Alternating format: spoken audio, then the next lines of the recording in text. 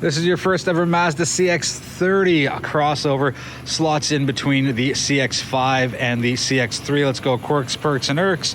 Typical front end design language as far as the new modern Mazdas go. Really nice look, really clean. An Irk for me is I wish that the logo was a little bigger in proportion to the size of the grille. It just looks a little on the smaller side. Just doesn't sit well with me, but it's good looking front end overall. Nice chrome outline there, very nice touch. So a perk for me is what they've done with the outside of the headlight assembly. Just some nice attention to detail there. You get some lights kind of shining through, very nice touch there. LED day runners and LED lights are standard fare regardless of what trim you get. Here's a real nice perk for me as far as the turn signals. They pulse, and they're LED, but they pulse, which is something I haven't seen before. And it's all throughout the vehicle for the turn signal, so it's a nice touch there. It just adds that nice high-class premium look to it. The Irk on the other side of that is the headlights for the turn signals for me up front, way too small, way too low. You know, I get what Mazda's going for, just I wish they'd put it anywhere else other than so low, pretty much right beside the bumper. Let's take a look at the quarter look. Take a look at the quarter look. So again, it looks a lot like a CX-5. Good shape, good proportions, looks good overall. Let's go and back up a couple of steps and give you a good side profile. So again, nice clean look. Mazda's going for that, and Mazda's hitting home runs left, right, and center as far as their design language goes and the simplicity of it. So it looks really sharp. 18-inch wheels and lots of plastic cladding around them and along the bottom. Going on with that pulsing turn signal, you get that in the side mirror, not only there for the strip, but you also get a small little square-ish shape there. So well done, Mazda. A bit of a quirk for me. The door handle for the driver and the door handle for the rear passenger are not aligned. I understand through the design why they had to do it that way, just something I noticed and picked up on, and you know, not a bad thing, not a good thing, just a thing for me. Let's take a look at the rear of the vehicle, and that's what we're looking at. You can see again the turn signal right over there is pulsing as opposed to a straight flash. Just a nice cool feature. Twin tailpipes, very nice symmetrical into that, and just a nice clean look for the rear, and it looks a lot like the rear of the Mazda 3, which is an award-winning vehicle, one of my personal favorites. Nice thin LED red strip there, and those are your turn signals. Let's get into the power trunk, which is very cool. You can either use your remote or use that button right up there. So what you're looking at now is the cargo space with the seats up. That's 572 liters. Drop the seats down, and that expands up to 1,280 liters of cargo space. And yes, the seats go down, obviously. As you can see, there is the split right there. And we're going to wrap up the outside segment now. We'll just close that trunk with one touch button, and we'll be right back taking a look at the inside of the 2020 first ever Mazda CX-30.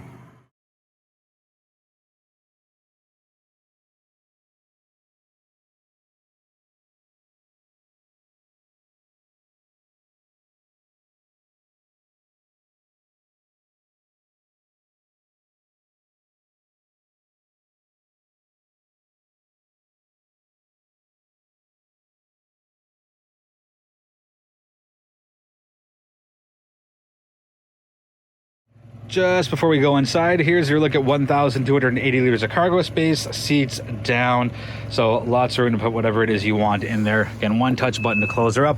Starting at the rear seats, what I really like is how Mazda's carved out this nice little section of the door to make things a little easier to get in as opposed to having the line go straight down. And I'll show you what I mean in a moment as soon as I put these seats up, or this seat up, sorry. So you can see the seat line ends there, and Mazda could have just done a straight line there, but I like how they've done that. Obviously the seats can be pushed in to make a little extra room for whatever it is you need. Decent rear space room for your outside two passengers. Middle person, well, you're stuck with a hump, and well, you can't please everybody. You don't get any temperature controls or heated seats in the rear. You get your vents and directional controls, and that's about it. Not too bad. Can keep in mind what kind of class this vehicle is sitting in. There's a look up front, and we'll get to that in a moment or so. Again, very, very Mazda 3-ish because, well, it's on the same platform and it looks very, very sharp.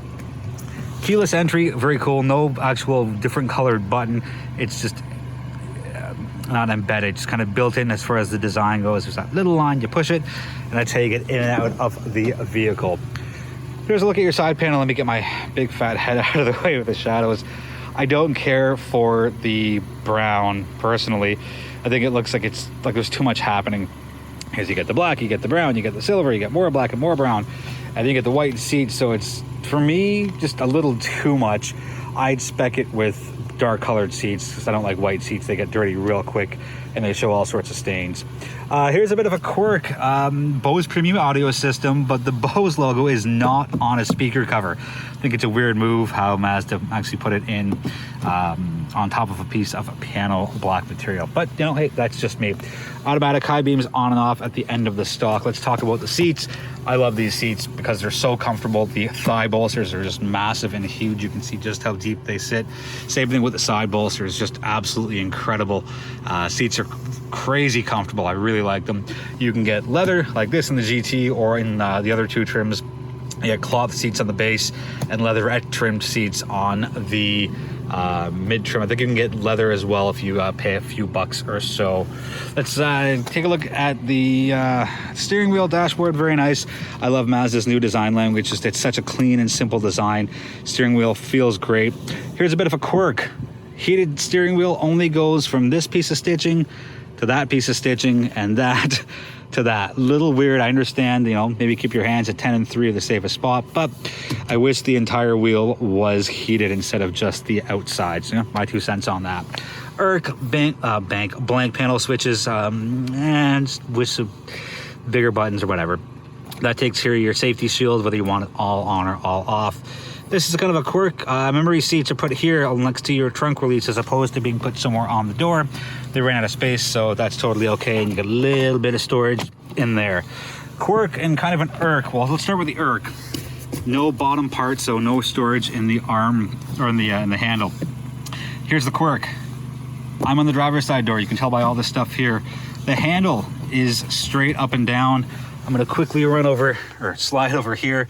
And you can see the handle is on the angle, and where the handle is on the driver's side is the window switch. So a little peculiar, and it's like this the way you see it right now on all the other 3 doors. So a bit of a weird move, but yeah, I don't think it's going to make a big difference. I don't think anyone's going to not buy this car based off that specifically. Let's jump into the driver's seat. All right, so 3 dials, middle ones all digital, the outward ones are analog. So easy to pull information. A little info button here changes what you see in the middle, so you can get your driving information, or you can go minimalist, like real minimalist, and I really like that. Well done, Mazda, on that side. Again, steering wheel, nice sturdy feel. There is the option for a heads-up display, which you can get if you pick up the GT model. I'm not really a big fan of it, so I've kind of kept mine tucked away for my week of driving. Really nice design here, just nice symmetrical vents on that side and that side of the steering wheel. I love the 8.8-inch screen because it's a non-touch screen, and Mazda's really thinking of the human element. You know, the less actions you have to do with moving and touching and looking, getting your eyes off the road from here to here and here to here, the safer it is for everybody. And it's actually angled this way towards the driver. There's a look straight on, and you can tell that's a little further back and that's a little further forward. So thank you, Mazda, for that. Hvac Controls, my favorite in the industry right here. I talked about them at length in my Mazda 3 reviews and was going to touch on them here. So easy, so clean. How they've jammed everything in here with minimal buttons is just astounding. Things that don't have buttons on the face have the controls on the screen themselves. That changes your airflow, and that gets the direction of the air. Heated steering wheel, seats, defrosters, and your 4-ways. A bit of an irk, quirk. I wish the start-stop button was pushed over that way a little more. I doubt anyone who's going for their heated steering wheel will ever touch that. But for me, it's just a little too close in proximity. My 2 cents. You get a USB port there. The other one is in your center console. Cup holders there, a little bit of storage there, and it divides. But if you want a nice, clean, flush look, just close that up, and it just has that nice, elegant look to it. The drawback is because it's piano black, there's a fingerprint, but anyways, you don't want to see that. Simply just put that up, and you still have functionality with your cup holders as well as some storage back there. 2 drive modes, sport and normal. Thank you Mazda for making it easy for me and the rest of the drivers out there. There's your infotainment controls. Very intuitive system. I covered it at length in my Mazda 3 reviews, as I'd mentioned. So I'll link to those at the bottom if you want to take a look at that. Parking brake gets tucked in there, same with your auto hold, and that's your volume control. The number of times I got into the car in my first 2 days and wanted to turn the volume off or down and I dropped my temperature, that's a bit of a learning curve, but if I can get past it, anybody can get past it. You do get a frameless mirror with the GT trim. You also get a very nice sunroof. Opens up the cabin. Now, because the cabin's white to begin with, you don't really need to open it up that much more, but I'm a big fan of sunroofs and I love having them. So if I were to get this vehicle, I would run it with the top trim GT. All right, 2 more things and we're gonna wrap it up. So here's the first thing. I like that the armrest slides, because not everyone's built the same way. And I love how it just gently pivots up. And you get a nice perk here by being able to change where you want your divider. Other USB ports right there, and another power source is right there. So that's one. Let's close that up and push that forward. Here's my Irk. This is a perfect height for my right arm. The problem comes with my left arm, because this is just way too high for the belt line. I'm not doing this for exaggeration or sensationalism. This is just genuinely where my elbow sits, and you can just see how much of an angle it's on. And even if I wanted to put my arm straight, it doesn't reach the steering wheel. And it's really awkward and cumbersome and uncomfortable. This matches perfectly height-wise with the center console height, so I like that. I wish this was lower. I know it can't be, but I wish it was. One other quick thing, a bonus thing. The speaker cover actually opens with the door, as opposed to it being stuck here somewhere or mounted to the actual frame of the vehicle. So interesting, quirky, no problems with it. Before we get started on the driving portion of the CX-30, you'll notice the seats behind me are now magically black instead of white, which is what you've already seen. Filming day was March 15th. Today is March 17th. The audio just didn't work out well enough on the driving portion when I did it on Sunday the 15th. Couldn't save it, couldn't salvage it. So I'm in a Mazda CX-5, which just happens to be the next press car I had lined up. So I'm still only talking about the 2020 CX-30, but that's why you're gonna see black seats in this part of the video. All right, now that that's all cleared up, let's get the vehicle on the road. So sharing a platform with the Mazda 3, the CX-30 has the same 2 engine choices. You get a 2.0 liter engine, 155 horse, 150 pound-feet of torque through 4 cylinders, and an automatic only transmission. And the same thing goes for the 2.5 liter engine, which is your other one, and that gives you an evenly balanced 186 horsepower, 186 pound-feet of torque. Again, automatic only. Nobody's buying the manuals in enough of a volume to warrant Mazda to actually create one. Yes, I suppose they could have done a complete carryover with the transmission side of things, but I really don't think many people, or I guess enough people, are going to buy a CX-30 in manual. As far as handling goes, the CX-30 is right up Mazda's alley. It feels great, drives very, very well. It's got a nice small footprint, so it's easy to drive, easy to park, whether you're going forward or backing in or even parallel parking. CX-30 is, it's nice, it's nimble, it's compact, and again, I had no problems in parking it at all during the week. It's very agile and it's very, very nimble. So good job, Mazda, on that, and it feels fine on the highway. You'll have plenty of get up and go. At least that's what I found with the 2.5 liter engine, this being the GT model, or the one we're talking about, because again, the black seats instead of the white seats. As far as safety goes, everybody gets blind spot monitoring, everybody gets rear cross traffic alert. I will list on that side of the screen, as usual, all of the active safety features that you get with the GT, which is the top trim for the CX-30. But I think it's really cool how, regardless of whatever trim you pick, you will get blind spot monitoring and rear cross traffic alert. I feel those are the 2 most popular ones, so good job, Mazda, on including those. Fuel figures: 9.5 liters per 100 kilometers in the city, 7.4 liters per 100 kilometers on the highway. Blended total, what is that, 8.5, 8.4? So not too bad. Would have liked it to be a little lower, but again, it all comes down to how much is in the car, how heavy your right foot is, what kind of driving style you actually have. What else are we going to go on about? Oh, standard features. So Apple CarPlay and Android Auto are standard features. LED headlights, LED day runners, LED rear lights, and the interior lights are LEDs as well. So I think Mazda did a really good job there. And it kind of runs along with their premium feel for a non-premium price. And to me, the Mazda 3 is one of the best vehicles out there in the non-premium market for just dollar-wise. It's such a beautiful cabin. The ride quality is fantastic. So that's just being pushed over here. Trims your base, your mid, and your high. So your base model runs in at $23,950, at least as of today, March 17th, 2020. Prices can change. Your mid trim comes in at $26,650. And here's where I think Mazda may have got it not entirely right.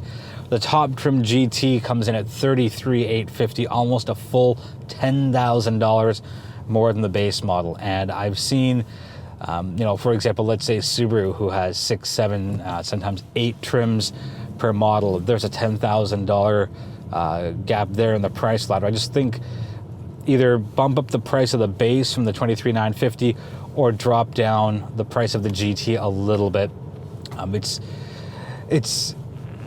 It's a lot, and I love the vehicle. I think it's a fantastic, good-looking, good-performing, good-feeling vehicle.